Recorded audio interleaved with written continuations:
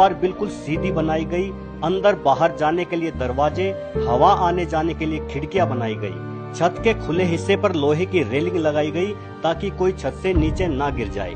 नीचे से ऊपर और ऊपर से नीचे जाने के लिए सीढ़ियां बनाई गई। ये सब व्यवस्था ही तो है। अगर आपका घर अपने आप बनता तो निश्चित ही इतना व्यवस्थित नहीं होता, क्योंकि व्यवस्थाएं अपने आप नहीं बन सकती। अब आप प्रकृति की तरफ देखिए, क्या आपको इसमें कोई व्यवस्था नहीं दिखती? जब बच्चा पैदा होता है तो वो कुछ नहीं खा सकता, तो स्वतः माँ के स्तनों में दूध उतर आता है। सिर्फ इतना ही नहीं, जो बच्चा अभी अभी पैदा हुआ है तुरंत अपनी माँ के सीने से लगते ही खुद ब खुद दूध पीने के लिए अपना मुंह चलाने लग जाता है। क्या यह कोई व्यवस्था नहीं है? हम ऑक्सीजन लेकर कार्बन डाइऑक्साइड छोड़ते हैं, वही पेड़ कार्बन डाइऑक्साइड लेकर ऑक्सीजन हमें देते हैं। क्या यह कोई व्यवस्था नहीं है? हमारी पृथ्वी 23 डिग्री पर झुकी हुई है, जिससे मौसम बदल सके। गर्मी पड़ती है तो समुद्र से जलवाष्प उड़कर बारिश होती है और सभी जीव जंतुओं की प्यास बुझती है। ये सब कितनी शानदार व्यवस्थाएं हैं। निश्चित तौर पर ये व्यवस्थाएं अपने आप नहीं बन सकती। जिस प्रकृति ने ये सब बनाया है उसे आप भगवान, अल्लाह, गॉड, वाहेगुरु कुछ भी कह सकते हो। ये आपकी मान्यता पर निर्भर करता है। लेकिन दोस्तों, फिर सवाल ये उठता है कि अगर भगवान ने हमें बनाया तो फिर भगवान को किसने बनाया? भगवान कहाँ से आया? तो दोस्तों, इस सवाल का जवाब खोजने से पहले मैं आपको कुछ दिखाना चाहता हूँ।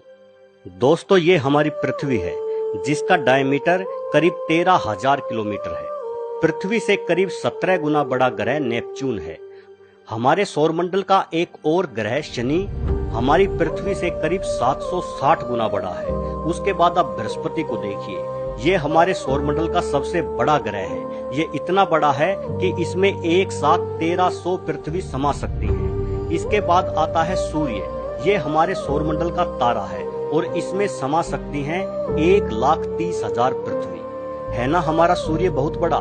लेकिन अगर आप सूर्य की तुलना सीरियस नामक तारे से करें तो आपको सूर्य भी छोटा दिखाई देगा। लेकिन सीरियस सबसे बड़ा तारा नहीं है, उससे भी बड़ा है पोलक्स। लेकिन ब्रह्मांड में पोलक्स से भी बड़ा तारा मौजूद है आर्कट्रस, परंतु उससे भी बड़ा है एल्डेबरान, और एल्डेबरान से भी बड़ा तारा है जिसका नाम राइजल रखा गया है। लेकिन अंत यही नहीं है दोस्तों, राइजल से भी बड़ा तारा जो हाइपर जाइंट की श्रेणी में आता है वो है पिस्टल स्टार, और ये सिलसिला ऐसे ही चलता रहता है। पिस्टल स्टार से बड़ा है एंटेरस, एंटेरस से बड़ा है बेटलजियस, उससे भी बड़ा है वी कैनिस मेजोरिस, और इन सबसे बड़ा है यू स्क्यूटी, और न जाने कितने ही अन्य अरबों खरबों तारे सिर्फ हमारी आकाश गंगा में है। दोस्तों, यह है हमारी आकाश गंगा मिल्की वे। यहाँ से आप देखोगे तो आपको अपनी पृथ्वी लाख गुना जूम करने पर भी दिखाई नहीं देगी। पर दोस्तों, अभी बात खत्म नहीं होती, ये तो बस शुरुआत है।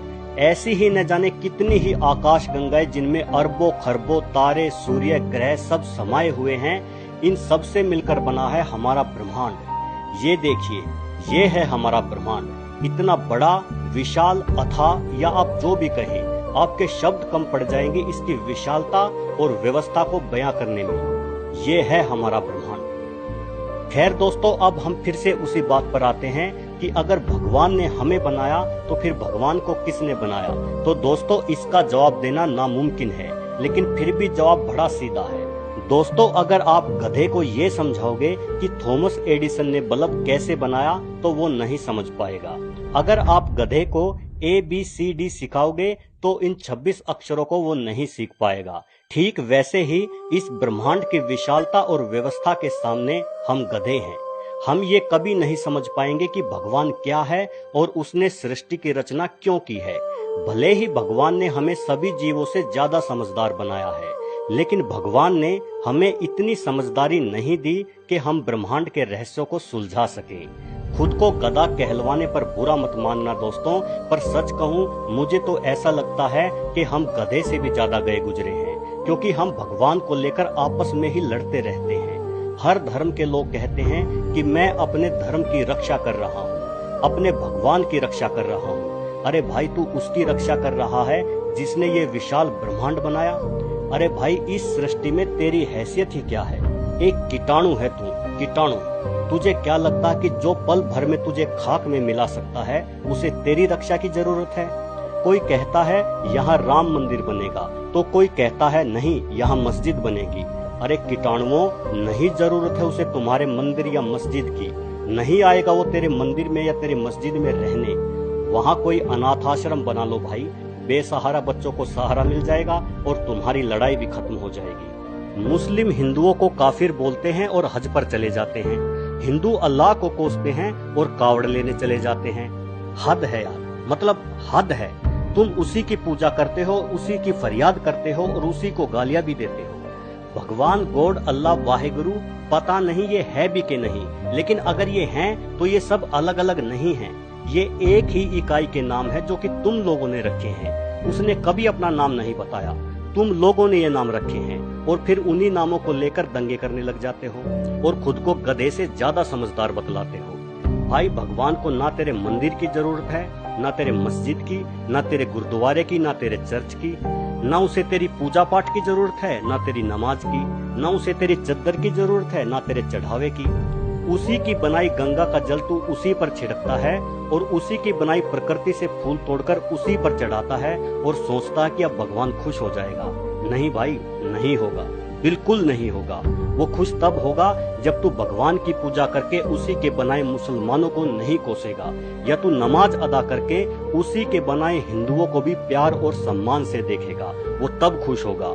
जब तू उसके हर माने जाने वाले स्वरूप के सामने सर झुकाएगा, वो तब खुश होगा। फिर चाहे वो स्वरूप अल्लाह का हो, चाहे भगवान का हो, चाहे वाहेगुरु का हो, चाहे गॉड का हो, क्योंकि भले ही वो स्वरूप इंसानों की कल्पना हो, लेकिन है तो उस परमात्मा को याद करने का जरिया ही। दोस्तों, जो लोग धर्म के ठेकेदार बने बैठे हैं और मजहब के नाम पर दंगे करते हैं, अगर मेरी इस वीडियो से उनमें से एक का भी हृदय परिवर्तन हो जाए तो मैं समझूंगा कि मेरी इस वीडियो बनाने की मेहनत सफल हो गई। भाइयों, अब भी समझ जाओ, अब भी मौका है, नहीं तो ये स्वर मान्य सत्य है कि जिसके नाम पर तुम झगड़ा करते हो, एक दिन जाना तो आखिर उसी के पास है। कैसे जाओगे, क्या मुंह लेकर जाओगे? याद रखना मेरे भाइयों, उसकी लाठी में आवाज नहीं होती। तुम्हारे महल चौबारे यहीं रह जाएंगे सारे, अकड़ किस बात की प्यारे, अकड़ किस बात की प्यारे, ये सर फिर भी झुकाना है। सजन रे झूठ मत बोलो, खुदा के पास जाना है। न हाथी है न घोड़ा है, वहां पैदल ही जाना है। सजन रे झूठ मत बोलो, खुदा के पास जाना है।